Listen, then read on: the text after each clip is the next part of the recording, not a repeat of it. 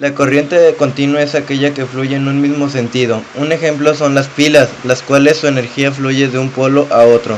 La energía de este tipo de corriente no cambia su magnitud ni su dirección con el paso del tiempo.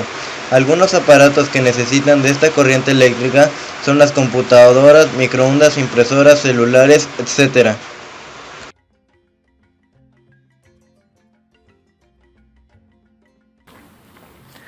La corriente alterna es la corriente eléctrica variable en la que las cargas eléctricas cambian el sentido del movimiento de manera periódica.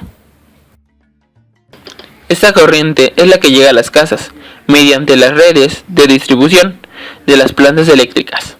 Esta carga depende de dónde estemos, pues la mayoría de los países de Europa y Asia llega de 220 a 240 volts y en los países de América llega de 100 a 127 volts.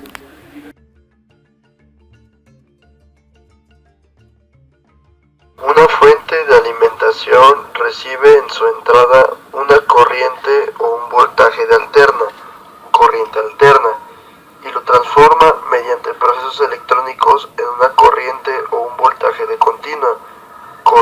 corriente continua en su salida.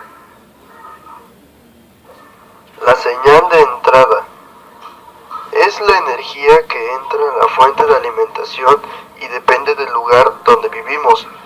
En este caso, el promedio debe de ser entre 110 y 200 voltios.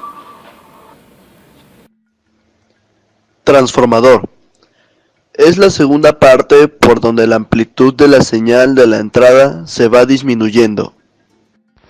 El rectificador es el tercer pado, donde la energía pasa por diosos, convirtiendo la señal proveniente del transformador en una onda de corriente continua pulsante. Los filtros están formados por uno o más condensadores, alisando la onda proveniente del circuito anterior, eliminando la corriente alterna entregada por el rectificador. El regulador recibe la señal proveniente del filtro y entrega un voltaje constante, sin importar las variaciones en la carga o del voltaje de alimentación. Señal de salida. Es la parte final donde la corriente finalmente se convierte en continua.